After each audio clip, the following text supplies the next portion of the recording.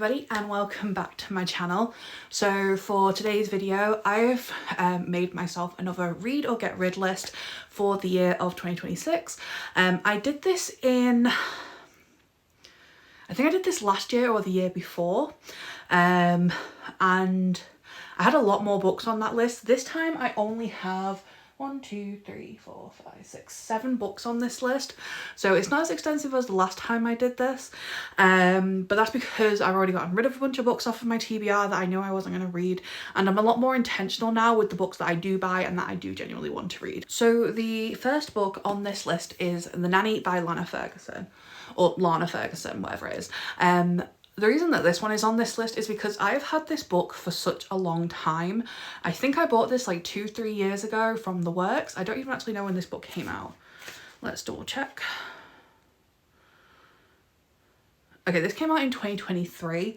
So yeah, I think I bought this around about two-ish years ago. And I've had this on my TBR and I just never seem to gravitate towards it. And it is definitely one that I have that is within my genre of books that I like. It's a single parent. It seems really intriguing. I just haven't picked it up for some reason. I don't know why.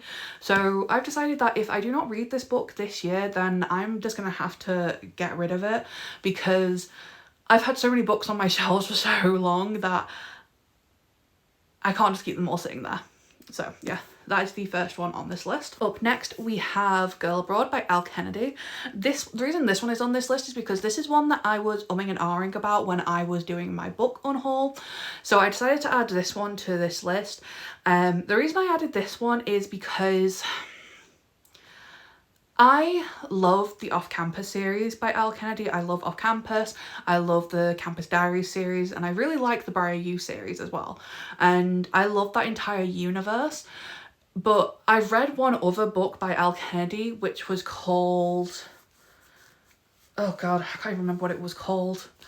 I'll insert a picture of it here, and I really didn't like that book. I gave it a 2-star, so it's put me off reading any other book by Elle Kennedy, but this one does sound really interesting, and whenever I read the blurb of this, I'm intrigued, but I always keep putting off reading it because I'm scared I'm not going to enjoy it.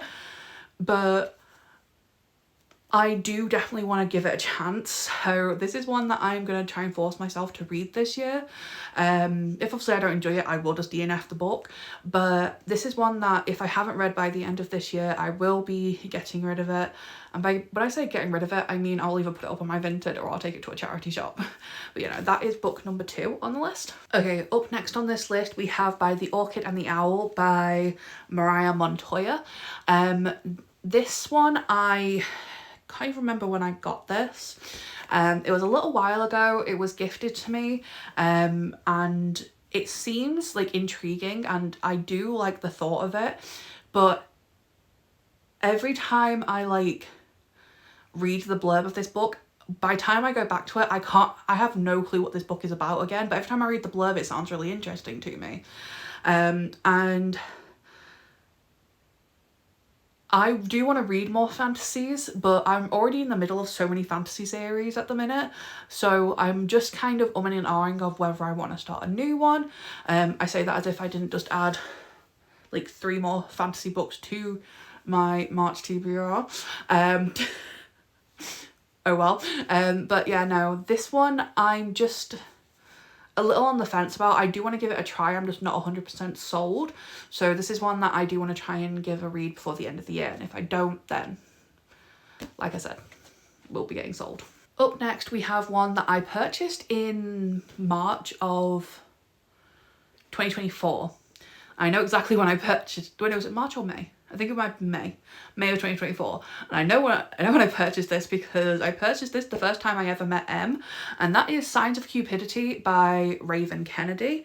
I picked this book up from Waterstones because it sounded really interesting when I picked it up, and I was like, oh yeah, I'll definitely read this. It's been on my TBR multiple times and I haven't picked it up. It does sound really interesting, and I did not know this, but the audiobook came up on my Audible, and apparently this is a why choose, which makes it even more intriguing to me because, if you know me, you know I love a good why choose romance. So I definitely want to try and pick this one up, and I think adding this to this list will kind of force me to pick it up because it does sound very, very good, and it's not a very long book, so hopefully it shouldn't take me too long to read. Okay, next we have Caraval by Stephanie Garber. This is another one that I was umming and ahhing about on my unhaul video because I reread the back of this and it does sound very interesting, but this one is a YA, and I'm very weird with YA books. I realised that I do quite enjoy YA thrillers, and I have enjoyed a couple of YA fantasies, so I do want to give this one a go because Caraval is a very popular book, and also so is the Once Upon a Broken Heart series. So if I read this, then obviously I'll read the rest of the series and then go on to Once Upon a Broken Heart. I know you don't have to read this, but people kind of recommend you do, so you know, whatever. But it does sound quite interesting. Like, I've read the blurb and it does sound quite intriguing, so I do want to give this one a shot and see if I enjoy it, but I've already and ahed about getting rid of it, so I thought adding it to this list might spur me into actually picking up this book and giving it a chance. Okay, we are down to the last two. So next we have Enchantress by Kaylee Smith. I don't know why I bought this book because actually no, I do know why I bought this book. So I read Phantasma last year and I did not enjoy Phantasma. I gave it a 2.5 stars. I just found it kind of boring. I really did not enjoy the spice in that book, and I just really wasn't feeling it.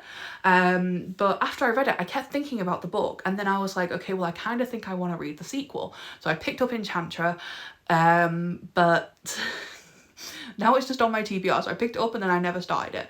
So I feel like I need a bit of a kick up the arse to read this one, because I've heard like that apparently this one is better than Phantasma, so maybe I'll enjoy this one more.